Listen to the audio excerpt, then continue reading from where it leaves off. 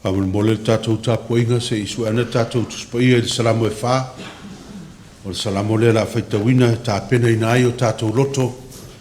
I da ia tūtasi atu. I o tātou whātua tuanga i le tua. I le tātou tāpoinga le nei tai au. Sua whamanu maro Jesu Kiriso e whātalo whātua i paia manu o tātou kālesia. Tātou ainga lotu. I mātua si o lava na i tātou whanau.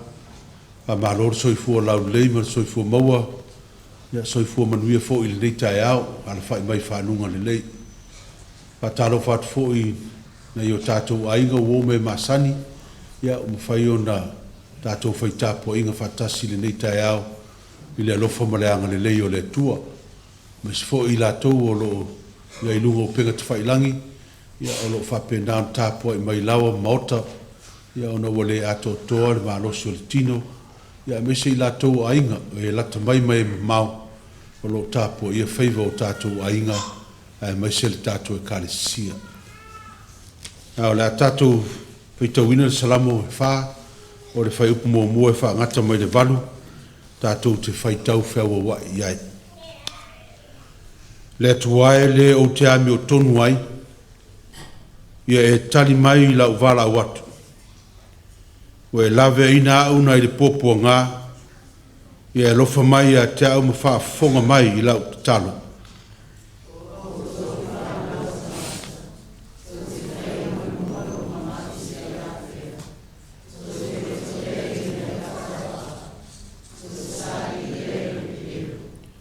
I o tau loa ua whailonga ina e le li il tangata mi o tua mo ia, e whaafonga mai le li i lau wala au atu i a te ia.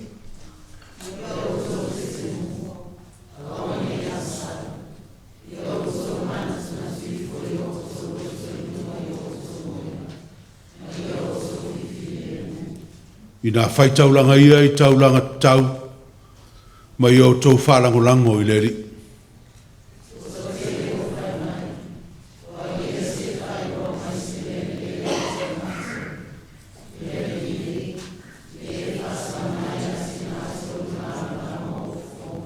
I tere fia ua e tuu i lo loto, a e titi lo lātou i ona pō o whāteri na ia lātou saito ma lātou waina.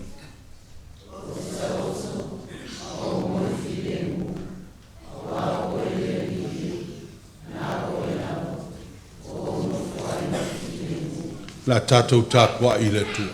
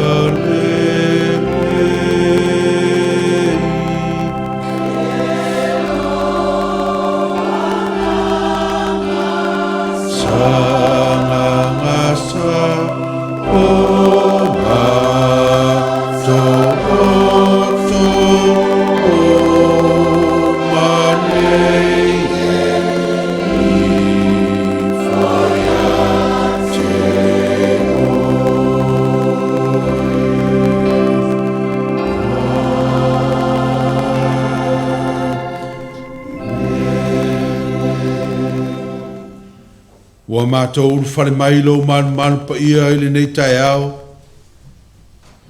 Sulaina le lofa maleanga le lei o la ua fio lo mātou atua CCCS. Ua mātou tutu i o luma a wawa ia te mātou le mamalu o la ua fio. Ai peita ei le li e ua mātou whamaina lava lo lava mamalu o no mātou tangata ua ngasala i o luma. Le mātou te tūtū lai ai ma le loto mawalalo, ma mātou moai o atu I lumolo no whaari pa ia, ma tō turifo I o mātou turi vae o mātou loto, ma mātou whape atu I la wafio, ia e lofa le tamā, wha mā ngalo mai le atali le a fine le whanau, anga sala I le nei tai au. Mātou te o mai ma le tele o le ngā sā le o langa, le tele o mea o whaalawe la vea ai lo mātou wola whātuatua, lo mātou vāno no fuai ma lisi so a tangata, ai meise lo mātou vā ma la ua fio le atua pa ia. Sausawina I mātou le toto Yesu Keriso lo mātou ri whaola, ma whāma mai nai lo mātou tangata atoa I le tino o le mawhau ma le loto. Ina ia mamā atoa I mātou e whai ai le nei tāpua inga le ri e le whamauna. A wāo loto wa mamā te a fio tu mawai, a muia fo ie mā loto a wāla tau te ilo atu la ua fio. A fio mai a nganga pa iai. Ma e fio I tonu a mātou loto wa wha mamaina. Sa ve uina lo mātou whātua tua le nei tae au. Ia mātou whaia le nei tāpua inga le moni ma le wha mauna. Ia I watu mea uma I lo vi inga e wha vavau. I lo lava suafa Yesu a mātou te talo atua I nei. Amene. Tātou pese vi inga o le tua se lau sfuru ma le lua, se lau sfuru lua le pese o le a tātou pese.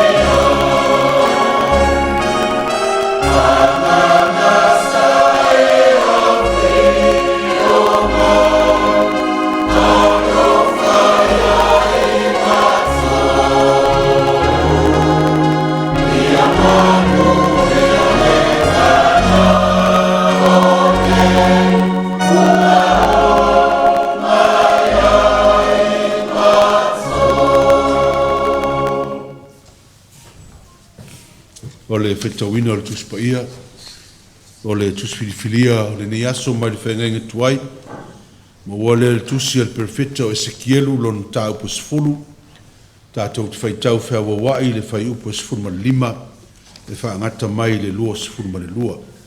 Our Old Testament reading is taken from Ezekiel chapter 10. We shall read from verse 15 to verse 22 from the Samoan translation. Ezekielu lon tau pasfulu, tātou whaitau whea wawai whai upo sifuru lima, whaangata mai le lua sifuru ma le lua. Whaafonga mai o a whionga pa ia le tātou ori. Ua si tia foi ke rupi I lunga o le mea ola lea na uloa I le vaitafe o ke para.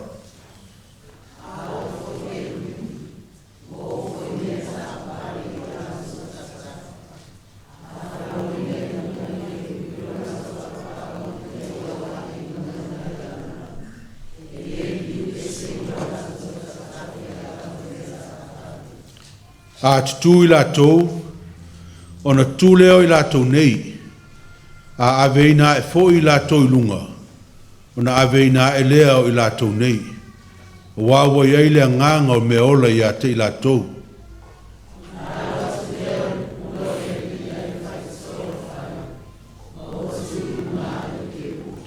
Ona whalo ina le lunga I ke rupi o lātou a paau, o ae mai le lalolangi, o lova ai ai, wa lātou o atu o whātasi mai lātou I mea tāwale vale.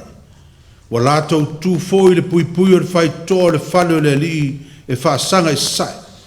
Wa I lunga lava I a te I lātou le pulo le tua o Israel.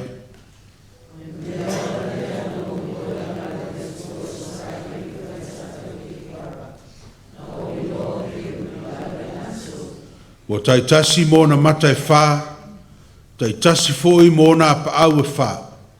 O le whātusa fōi o limo o le tangata na I lalo o lātou apa au lea.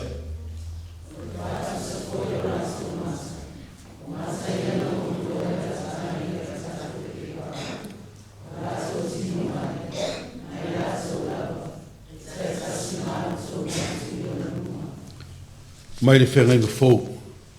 E wangalia na wha mawina e mātai o lonu tāu po e fitu. Tātou toi whaitau whea wawai le whai upo e fitu. E whaangata mai le sifuru malua. Our New Testament reading is taken from the Gospel of Matthew, chapter 7. We shall read verse 7 to verse 12, again from the Samoan translation. Mātai o lonu tāu po e fitu. Tātou whaitau whea wawai le whai upo e fitu. E whaangata mai le sifuru malua. Yo tau ole atu on fo ina mai ai lea ia tau tau. Yo tau saili on o tau maua ai lea. Yo tau tutu i atu on tau ina ai lea ia tau tau.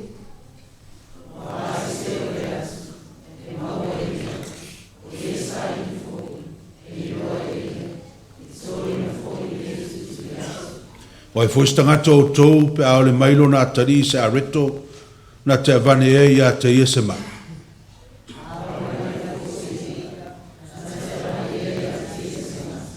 O le nei o tau le anga, a whai wailoa o tau ana vatu o me leima o tau whanau, e le siri e ona fo ina mai e lo o tau tamā o I le langi, o me le lei e o le atu ia te ia.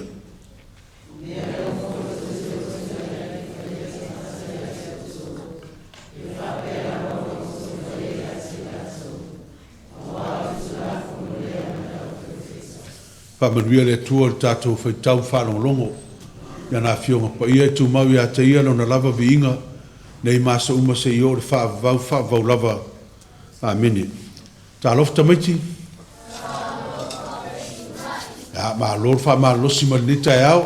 Maa nei ato tele le tātou breakfast nita e au. Ai ono le maa nei o le catering lenga wha il tātou breakfast nita e au. Ia ai whaaftai ato tau le wha maa losi mai I le tātou a onga whaifi au, tātou ngana Samoa. Ia mese fo I le lotu whaaftai ate o tau mātua.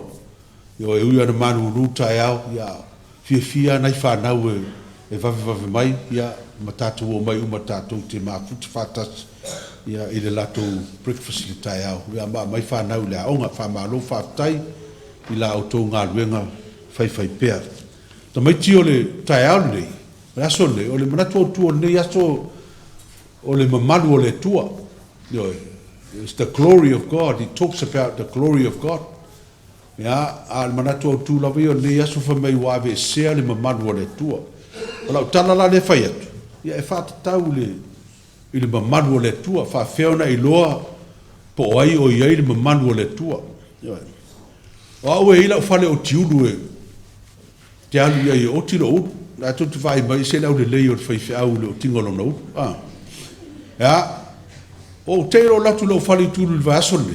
Then tēnei, that's for it. Ai whai mai lau whale le tamalo o tiro uru. Mai. Teiro e pasta. E tamalo o tō au lotu te vai aso umarau. E alu atu e whama malu mo le whai to o le tō whale ma whanga au ma solo mai mela i lunga. O no manu ia atu wha la fuama. O le anga o mai lumo whanolo. E o whai lumo lo whanolo mtua le anga. Ai ese le leo te malo la. O no whalomo mawhawhau. Peo sao le whaitoa le whai mai. Whaitoa. Mai whaitoa le tafta whai for whali o tiuru le alu tonu o tō whatsa. Te whaai ar te malo ia so uma. Sao la wai lan ngā ruengana. Mai amu ia o tō e tō te malo na. O te nei lopo sta malo, lopo se angelu, tangata na nae sau e. Mai lei, wha matala mai lo, te malo e pi e po o le uru, e ila, e les tangata fo i e, o matua fo te malo. Ai sau a marana whanga au, nana ngā ruenga nai whai, e se le mana i o le mamao lumo i o. O toi no fo lomo o toi mawhawhau. O le masina nei, le e te wai e Sandringham le ho. Tasi a te malo no mawhau, fasi malo. Oi, o fatulo, te malo pe e matata atai te mai na tonua, pa pe o fasi malo la le famel te malo. Patu ia, e se foi le leo te malo na matolu, e famel tala lintia. Do you know what? You don't get many people like that. You know, many people call themselves Christians, but they don't do Christian things. But that man, he's a real Christian. Yeah. O te ale lo ulu, o le meu mana iai. Fia tele te malo. Nā se futa lana o te ilo urua o le lusfu. O no le fia ngā ruenga whasi malo. Tamaiti. O tatou tala na. We might think, oh, what's so good about that story? La lea ngā nā tala. Ai, tau mai e tatou. La ea mana ia mai e istangata le ngā ruenga o lo e whaia. O le inti o le te malo o le hintu. Wa vere ngā ruenga e whai. Whai mai. E se le leo lake usiana. Ale mamalu na le tua le tautar noa i laso nei. Lono fia tangata i mamalu le tua, fai mele nei. Ia alu e fai to tasi la ngalu, ai tapua i mon matpito nu o Sandringham. Ai fai to tasi ala ngalu. A le la ia mana ia mai te malo hintu, ma fai mai lan tala. E se le leo la kirishan. Tamaiti, you know, it's not what you tell people that you're a Christian. People don't really take that. Ale mea lo e tangata o e kirisiano o le wo Yesu. They know by what you do, by your actions. O le mamanu le tua, we all have the glory of God in us. But how do people see that glory? They see it in your action. You act like Christ. Te whai me siri, te whai me lelei, te whisoaswani lo wainga. E te tō anga e whaiwhi au, whai au mea onga. Mea umanai lo e tangata. He has the glory of God. Tamaiti, o le tala e tala, o tala mo i ar tala whai atu. Ai wa mai e whaimwha Taitaiina iai tātou. There are people who keeps an eye on you. You might not see them watching. Alae, vava ai mai a te o tōpo au mea whai. O le mea te wali e nei whai, o lasa au mea whai mai, le leio tamaititi la nanga o le atari ila o pai ma la whai. Ia pe te wali wha mai, wai e anu lea o ngā sāsendu ia, wa lea ngai o lea mio. E i tangata lai mātau mai o tō tamiti. Po i ate o tō le mamalu o le tua, po i ate o tō le glory of God, ia o tō me whai. Ia se tala nā mo tātou, sa o inga māne i nā tātou, a umar tauni, ngā ulet whaftai a whasimalo, po lan ngā ruenga tele lo whai e lumai o, i manu ia e o whaara fuai tumo tātou whansa. Ia e manu ia tele o tō whanau, anga le leile tua ia toto. Mai tu maulu ma manu le tua ia toto every day. Ya. Tatou tu pese lo se la mo fitu, lo se la mo fitu pese la tatou pese ai.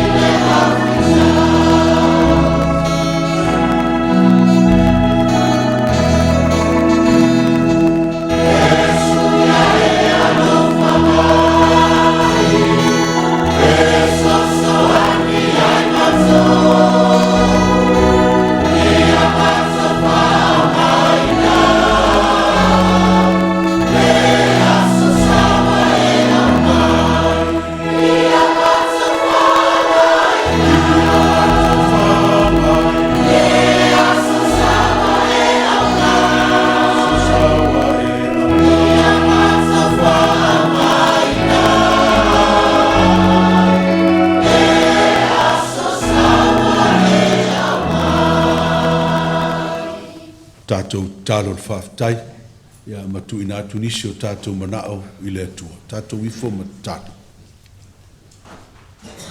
Le atua tau taspa I ai, le atua le tamale alo, ma le anganga sa.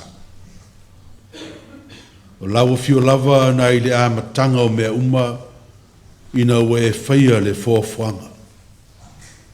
O lo iai pēr la wa fio ia te matou le nei tu aso, ma e o lava I le whaavavau e tu mau pēr lo walofa, ma lo walofa anga le le. O la wa fio na e whaia le whaaltanga, na to e vatu ai le tangata le maafutanga maafanafana ma la wa fio, e ala I lo walo pele o Yesu Keriso. Lona soifua na ofo ina mai ato toa mo I matou. Na maliu mato e tu manu malo, ma ua matou manu malo whaatasi ai mai e le ola e whaava. O la ua fio lava lea le ali e, ua mafu ai o na matou rufale mai le nei tae ao. Se I o matou sula ina lo walofa ma lo wanga lei, ai maise le ali e lo matou wha mao nia tiri pea, o lo mamalu lo ia te matou o lo matou sapi ai nei, I le soifua ma le o langa ua matou wola ai le nei lalolanga. A wao lo mamalu lava lea wa ia te matou, o lo whapungai le manuia o matou ainga, ma matou fuafuanga uma whatatia mo le lumanai. O lo manuia ai foi fuafuanga lau e kalesia, o nai o matou ainga lotu, o mafutanga ese maso se mea matou te whaia. O no lo iai whaatasi la ua fio ma o matou tangata. Whamalo whaafitai le rielo whamaoni, e te letu lafo ina I matou, e te ia te matou I te mi umo lo matou wolanga. Le nafo I vai aso wa lua tu le rie, I ona fita ma whaingata, ai meise lava le rie lo matou vala wina I whiau ma ngā luenga, ai meise awa onga na ia matou whanau. Sa lamatia lava le soifua ma le ola I whaalave lave tupu whaafosei, sa whaoso ina fo I matou e le fili ma le te Apollo. A o lea lava ua matou iai le nei tae ao, ua matou manu maloa ia I nei mea uma, ono le mana o lo lava nganga pa ia, sa tauto o ina I matou. Whaafitai lau tau singa anga le lei. Whaafitai le rie I lo whaapale mai, ma lo whaamanu mai ia te matou. A whenga iai matou ma whiau ma ngā ruenga masani, le whaatino ino le whatua inga tausi. Ia e maise lava fuafuanga lau e kare sia. Wa manu malo I matou uma I mea uma, ono le mana o lo wanganga pa ia. Whaataunu ina whiau ma wha moenga le lei umo a inga. Ai meise fo I to finga lau pulenga sa matou iai le aswa nafu. Vi ia lau wa fio e wha vau, siri ese o mea wa e whaia mo I matou. Lea lava fo I wala whai lau whanau le manuia, ma uru whale mai le nei tae au. Whaatino ina o matou tofi mo matou tute, ma sani ai, ia e maise le matou tapua inga whaitele le nei tae au. Ha ma lo sa o le rie, I lo walofa lave ai, ma lo walofa anga le le. Whaaftai lo sosia ma lo tamau a inga, wha tamau a inga inai I matou taito tas. I tā leni ma ngā waa, mai se le tamau a inga le rie, lo tausia ai o matou a inga ma whanau. A o lo whaatino ai fo I le soifua tautua, ma le soifua au ono au tangata I lau e kare sia. Whaaftai lo wanga le lei ma lau tausinga o lo malu pui ai matou mea uma. E ui lava fo I na matou vava ai atu na I o matou tangata, si o matou watunu o ala la whanga to tele o I matou, I le nei vai aso I Samoa wa afia I lo longa ma ti munga te tele. Ai le umalava le rie le whaaftai. Wa iu na whaaleanga ina me tō tino a le soifua ma le ola o tangata. o lo whapena o na malu i o ao anga le lei. Whaafitai lau tau singa malu le li ie. Lo walofa ma lo wanga le lei i o tangata. Mai sena i o mātou a inga i Samoa. Lo wanga le lei lava leo lo si o mia ai mātou uma. Tonu o lau e kālesia i a mātou fofuanga ma o mātou wha moe moenga le lei. Lo walofa lava leo ma lo wanga le lei o lo si o mia ai na i o mātou tangata mātua. O eo pula pula la ngoto le soifua. Le mwhai o na mātou to e whai tāpua inga whatasi o no tino o vai vai. Le ato toa le malosi. Maua i mai o le tino ma mai tu mau. Ai whaafitai le li. O lo whaatu mauina pea le manuia o la wafio ma le ola mai a te oe. Whaafitai lo malu pui pui o na ia mātou whanau. I lo atu ma le toe fo i ane ma ia lātou wā o onga. I le aso ma le aso. Ia la wafio o no o lau tau singa anga le lei. Mai se lau wha malo longa pa ia le tō telo lau e kāle sia e whengai ma maa. Ma wha fita auri o le nei o langa. A o lo i ai lau wha maa whananga ma lau wha malo longa. Mātou wha aftai le soi fōtau tua i vaenga ese o le kāle sia o tangata lo. Le lātou tau tua i lau whai pese o le maaftanga tina. Mai se whai a onga sa i o lātou tute i lea sa. Ma lea sa, maaftanga ta maa, ma au talavou, mea uma ua whātino ina ma ofo ina i ele soifua o tangata au naimo o e whaafitai.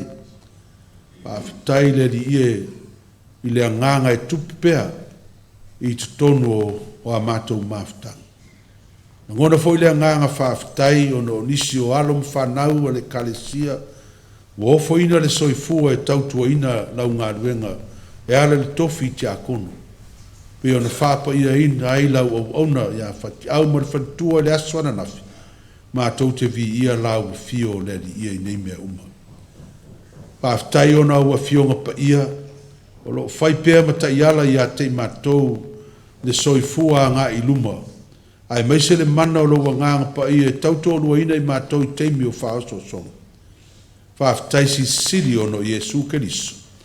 Whao tanga na ia tā pena ina i lona soifua ma lona ola. Na ofo ina mai ato toa. Ina ia toe maua le tangata le mamalu na whaapale ina ai o ia le amatanga. I le ola e whaafavau. Tu mau la wa fio le viinga le whaamanu ma le whanetanga. Nei se i o le ngāta anga. Mātou te talo whaamanuia mai le mātou mātanga le nitai au. Whaamanuia mai lau e karesia na i o mātou tangata lotu. Mai lava e stasi e matua le soifua se tasi e sili o nei titi le mātou māwhtanga. Ia i le malosi ia te mātou, whaamanuia ia te mātou. E fua i le poto ma le ata mai le soifua lau lei, ai mai se le soifua malolo ina le lei. Whaatino ina ia mātou fe au ma mātou ngā ruenga. Ai mai se wha moe moenga le lei whaatatia a inga ma le kale sia. Mai se fo ina ia mātou whanau le atu ma le fo iane ia o onga. E whapa ia ina i mātou uma mo nei mea uma, ma malu pui pui ai mātou i lau tau singa angarele. Wha ma mau whaaso songa le whiri ma le te apolo, a ia whaatuma wina le mana o lo wanganga pa ia e so se mea. Ia manui o mātou wha moe moenga le leo le niva aso. Whianga iei o le kale sia i whiau mga aduenga. Malu pui pui ai mātou mai wha lave lave tup wha fosei, ai mai se le tele o wha mai o lo pesi le nei vai tau. Ia iai le wha maro o longa pa ia lau fio. Manuia nei o mātou tangata mātutua. Po whea lavo iai la tau i a inga o whale tangata mātutua o e lo whata o tolia i whale mai. Ia iai lau wha maro o longa ma lau wha manuianga. O e wha no noa na maliu ma le oti, ia wha pe nao le e wha maa whana ina i la tau. Ia manuia wha moe moenga le leo lau e kale si o wha tātia, ma tā penanga mo le anga i le lumana. Ia iai lo lava alofa tu noa le li ia i mea uma mātou te whaia. Ia whamanuia le li ia ina ia mātou whanau. Maua i lātou le poto ma le ata mai. So i fua mālolo ina le lei. Ia maua i lātou le file mua la u fio whama mau whaaso songa. Mātou te talo mo si o mātou atunu o Samoa. Ia whamanuia le whainga mālo ai maise le Tāpua inga le kalesia mau tangata. Ia manuia si o mātou atunu I tu e fia, ma tafa e fia le ali e. Le anga le leima le alofa o lau fio. Ia iailo file mu na I o mātou tangata na a fia. I lo longa ma timunga I le nei vai aso. Matu ia te I la tau le loto te tele ma le fatu tua. Ma ia maua I la tau le nganga ma losi fa malosi au mai ate oe. Ia ma fai e pea na toe a ngā I luma le soifua ma lola ma tā penanga wase manuia a inga. Mātou te tāro fo I le lie, ia wha manuia mai le ni aso I lau e kalesia, fuanga o lo whātātia, ia whātaunuina mea umo le manuia. Manuia whi au mga ruenga o le nei fo I vai aso, ia mo aise vi inga o lau fio I o mātou tangata. Wa mātou tuina atu fo I wha moenga le lei o le kalesia I tā penanga, mo whai ngā lotu o wā lawa le wha mo Samoa I whai ngā lotu o TV o lo tā pena mau I aile nei e kalesia, ia au waim whātasi wha moi mātou, ia mātou tā penanga. Ina ia mawhai o na mātou whātino ina le wha le manuia, ma waise vi inga o lao fio. O mātou te tāro le li e, ia a mātou whālongolongo I lo whetalai mai le nei tai au, ia la unga lao fio ala I lau au na whatau wa. Mātou whālongolongo I lo whetalai mai, ia wā se whi au Taitaiina ai mātou le nei vai aso, I o mātou wha moenga, ai mai se le mātou whainga malanga le nei tausanga. Le lia mātou tuina atu pea, lau e kalesia, ia wha manuia le soifua au ona, soifua foa I o tangata le nei aso. Wa mātou te talo ia wofu ina atu, wha tasi ma le tele o talo lo tonu o mātou loto le lia, wofu ina atu I lau fio e whai I ailo lava fina ngalo. Mātou wala watu nei mea umare suafo Yesu, le na o mai le talo, lo mātou tamae o le langi, ia pa ia lo suafo. Ia o mai lo malo, ia whaia lo fina ngalo I le lalulangi e peo ni whaia langi. Ia e foa I mai ia te mātou le aso nei ia mātou mea ai e tau ma le aso. Ia e whamangalo ia te mātou ia mātou o sa. E peo I mātou fo I o na mātou whamangalo I nātu. Ia e wanga le anga mai ia te mātou. Aua fo ia Taitaiina I mātou whaso songa. A ia e la vea ia I mātou ai lea. Aua e ou le mālo manamana. A toa malevi inga e wha vaulau. Amen. Tātou tāpua I le tue ala le tātou foa.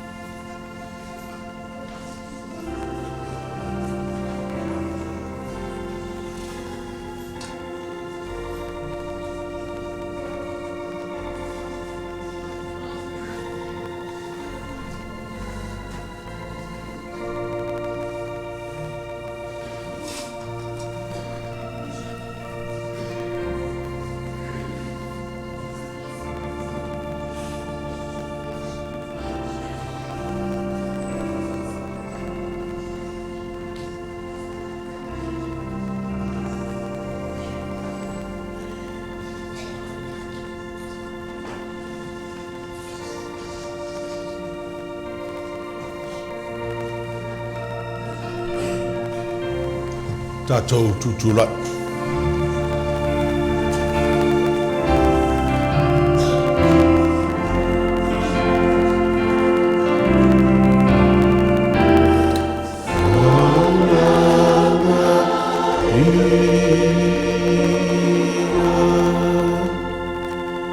I live to serve.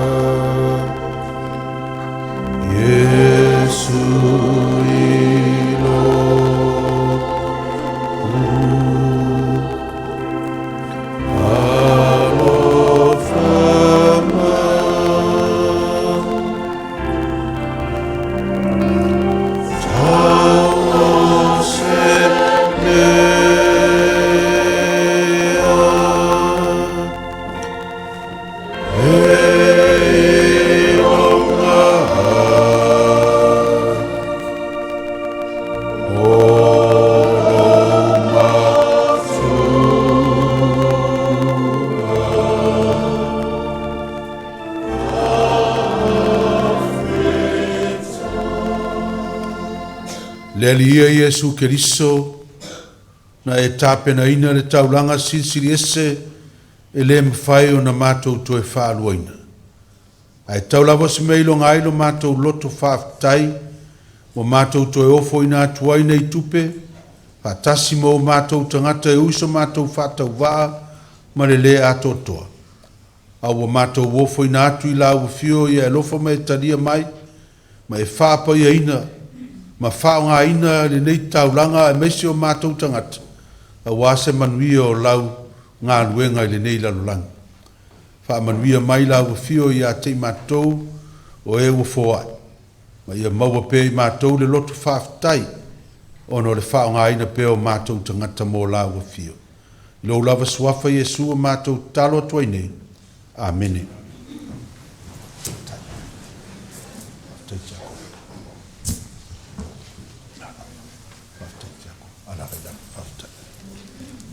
Tātou pese se lau fitsu ma le valu. Se lau fitsu valu pese tātou te pese ai. Featuna'i Liuaana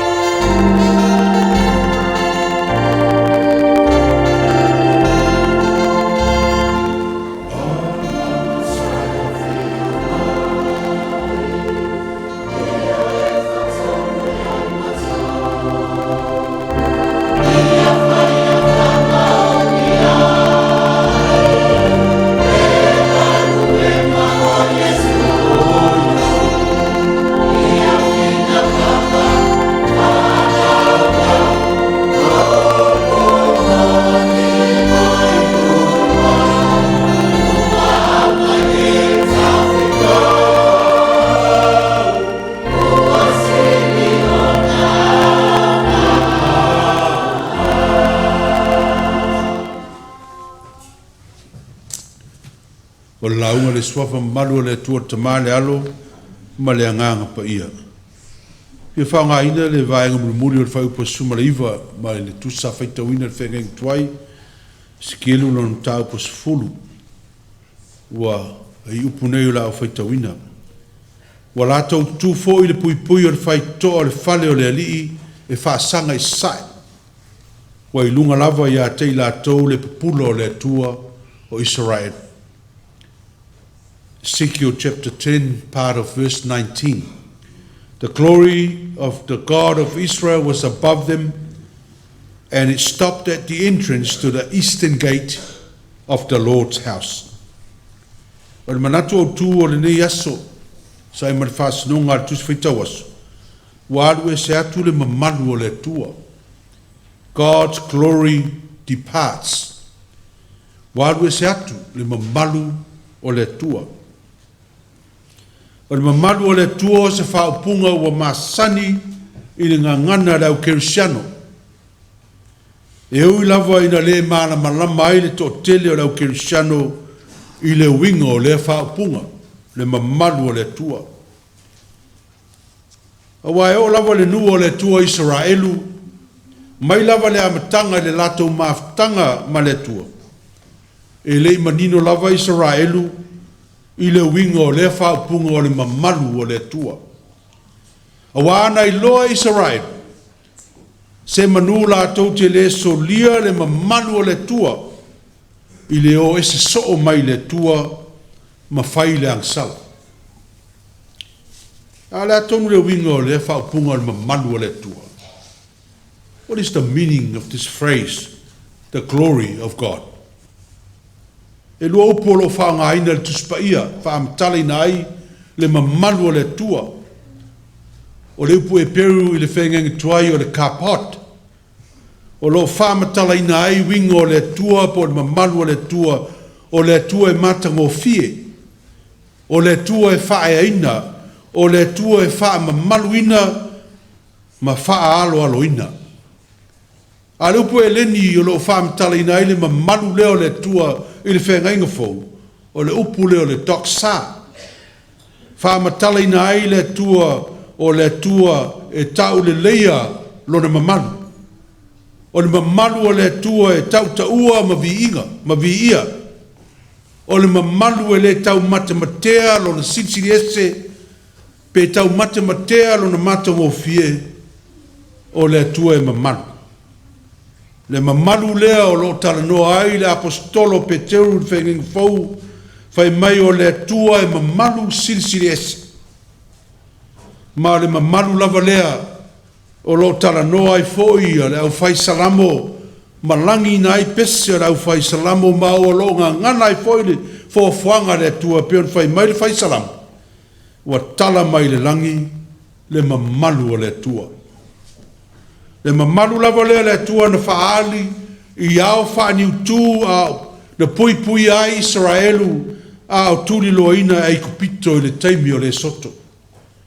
Le mamalu lea o le atua na iloa il perfecto Isaia le malu ma ia whapea ne ai au wea nei a wā aia u a whano a wā au o le tangata lau mutu leanga a wā ua iloa i o mata le tupu o le li o au a le mamalu foi lava le tasi o le atua na si o mia ai le ato la au o le atua na ave ai tu la fono sfulu fai mai sa pui e ke rupi luna o lona tapunu, o ke rupi o le whaelunga o le awai o le mamalu o le tua i so se mea.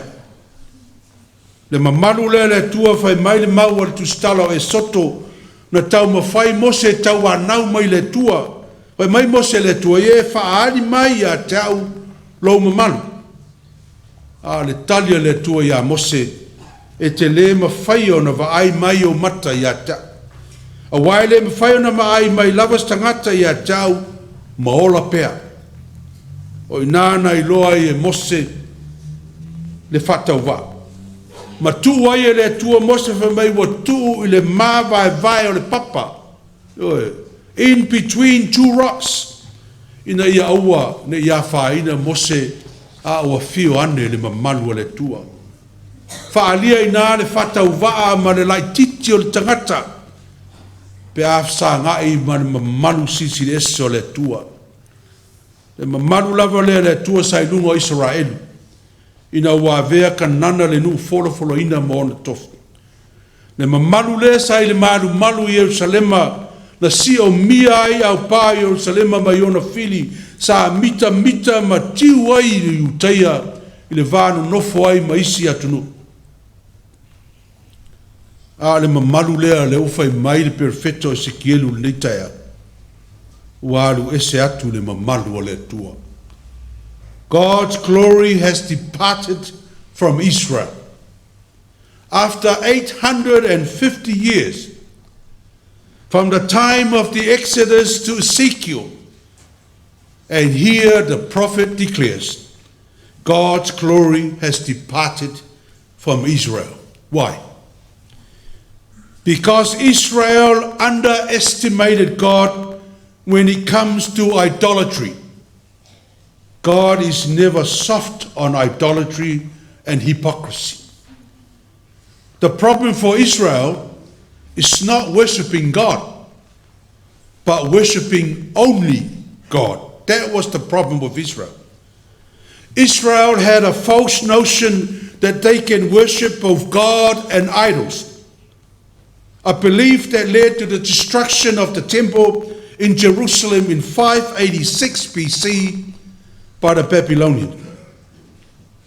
And in our reading this morning, the prophet Ezekiel reveals not only why it happened, but also the spiritual reason behind it.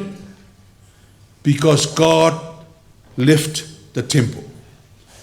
Because of Israel's love of worshiping false God and idols, leala walu esai le mamalu le tua mai le malu Yerusalema ma le aaio Yerusalema. Ale me siri na leanga.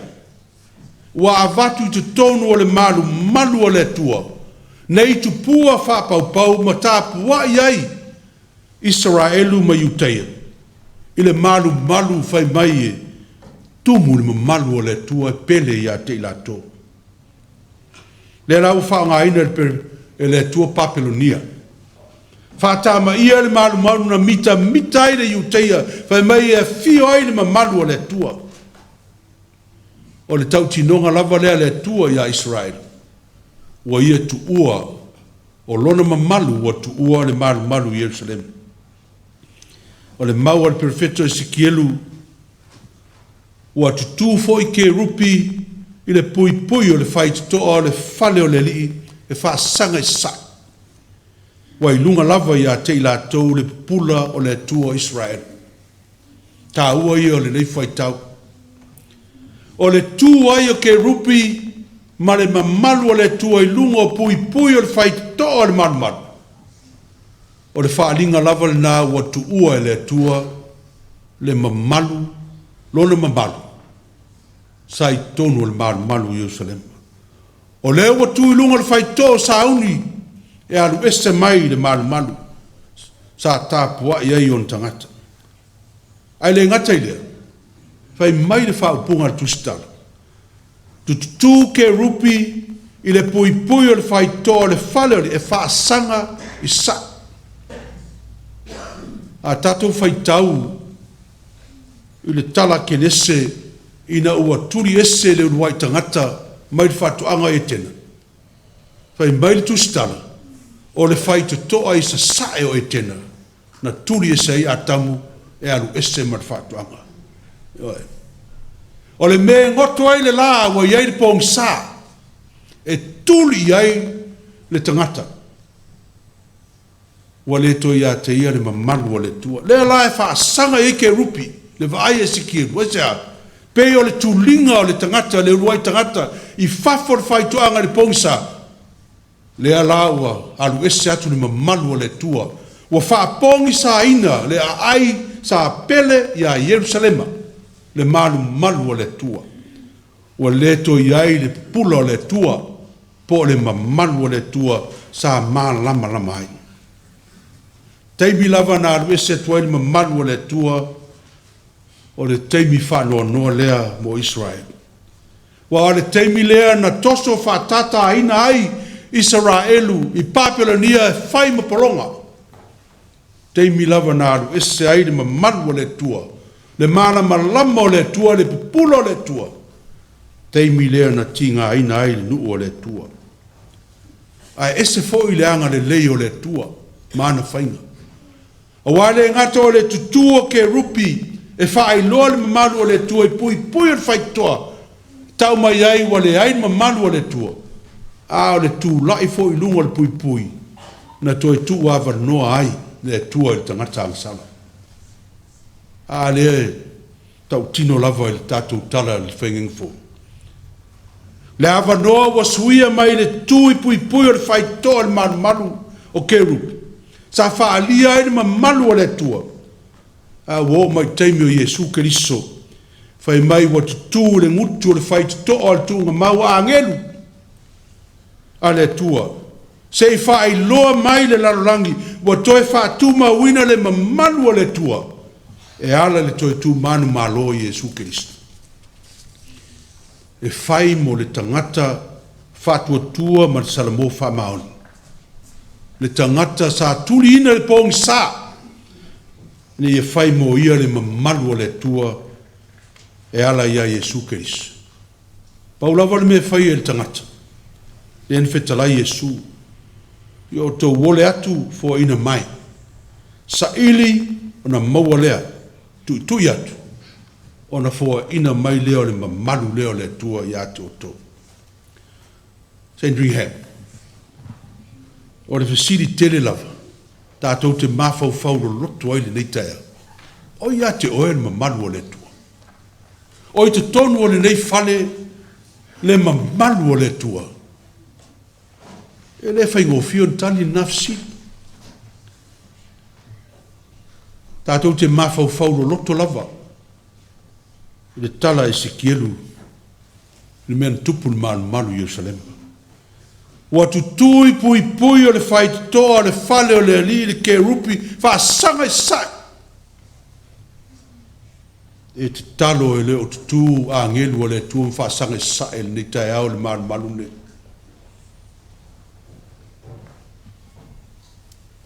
O a mea o lo whai ma whaala lave, i le mamalu o le tua o lo tau a vina. E le whaingatā o nei loa tangata, o iei mamalu o le tua. Le whanau whaamtalaina i Tamaiti.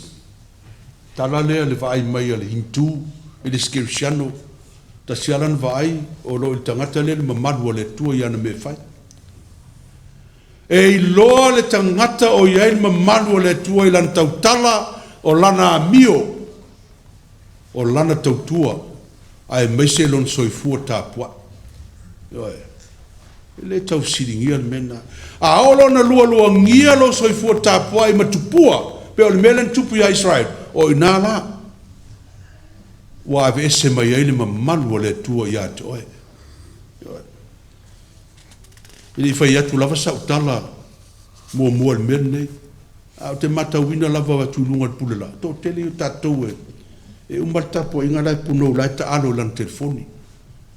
Ioe. O le tupua le mena, lai lua ngia ai, lau tapua inga ma le tua. E le o alu lau mawhau le tua nanga le alu, text mai lau o, mai ta watu iei me lai tupu tonu tatou tapua inga. O le mena e pule ia, o mai pule staff na i la lona va. A o tupua uma mena, o res tupua o te matawina atu lunga i nei, o le tuso, o res tangata alu fafu, alu sau. O te ilo le sia vaenga e ula mai e tāpua i le tua e tāpua i fo i le si tu i le tua i fafu. A nā le i tū lala vale whai tāpua inga i le tua. A e lua ngia fo i tupua. Mea nā le wese le mamalu o le tua mai Jerusalema. Nā ngai manatu lava le Israel e mawhai an tāpua i le tua tu e tāpua i tupua. O le mea lo manao i le tua tu sao mai lo loto. Ia tea. Ioe. Ia i loa i tangata, o lo ia te oe le mamalu o le tua i lau tapua inga. Nā i mea nā e tau na longolongo atu mau, te le whai atu momuai. Pea no whai pula al tangata i lonso i fua tapua. Ai sau le tapu inga e lua ngia lau tapu inga saisi mea. Na i loa leo la tapu ai foi tupua. E lo tu sao lo loto. Le tua le mea na lai o na ese le malu le tua ma Jerusalem. Sandringham. A ona ele ma malu le tua se kalisia. E le se mea la tau te le mwhaio. Le ango le tua la waloto lo toi tonu me uma. Po afi tam whainga tā, po alfa whainga tā se mea, e whaingo fia la whaisa, langa lae e iei ma malu le tua. Le sa welu pa wha malu malu.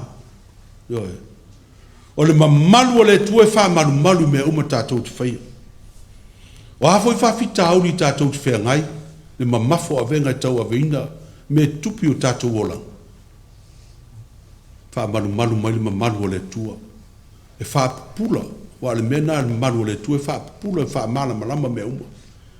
Ina ia aua ni e whea lua i le pōngi sa. Ina ia aua ni e wha sanga i sai. Ai wha sanga i sifo me oso a eile la. Le mala malama le tua. Pina ngaro ngā le tua, mo i la tau o lo tau a veina le malu le tua. Whai mail whai salamo le nei taia. O tau le whanau o tangata. Tau te whaia maluma lo mamalu se i awhea. Tau te loto ea ili mea whatau waa, tau te ili ea ili pepero. O le lui nāra whai salamo. Ia i la tau o lo ia ili mamalu o le tua.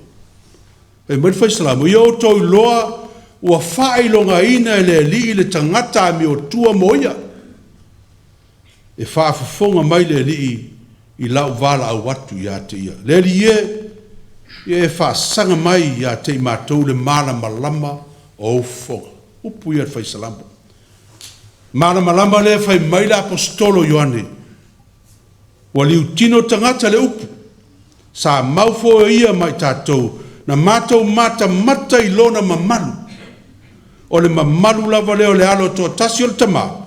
Wa tumo ia le lofa tunoa ma le whamauna.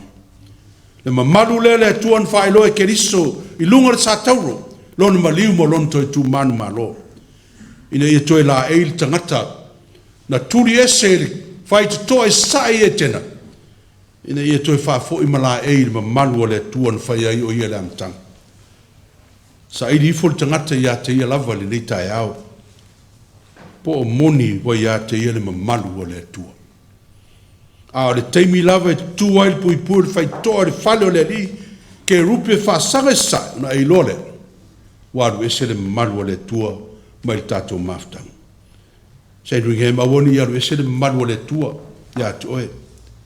Awoni iaru ese le mamalu o le tua mai le malu nei. Ai e tātou whaia le mau ar whai salamo le leitaea. Wa tele le fia wa e tuu i lo loto. O te ta auto mo o moe file mu. Wa oe le li e na oe lava. Wa o nofo ai ma le file mu. Le mamalu na o le tua. O lo mamalu ai oe ma. Amene. Pese sutas o la tātou pese.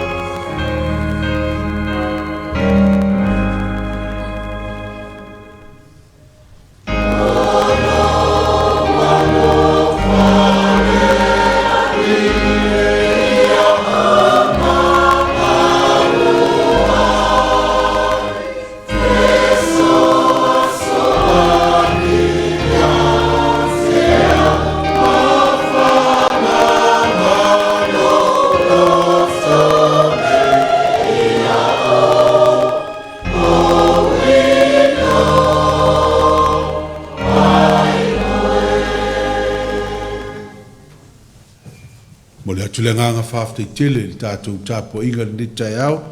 Ia whamanuia tele le tua i whiau mga luenga o le ni vai aso.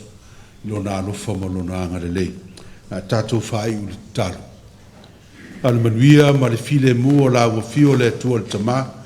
Le alofa CCCS o Iesu ke liso lo mātua li whaola. Maftanga ma la ua fio a nganga pa iae. Ia ilunga leo i mātua uma nei ma lau whanau le laulangi atoa. Nei maso uma se io le whaavau lava. Amen.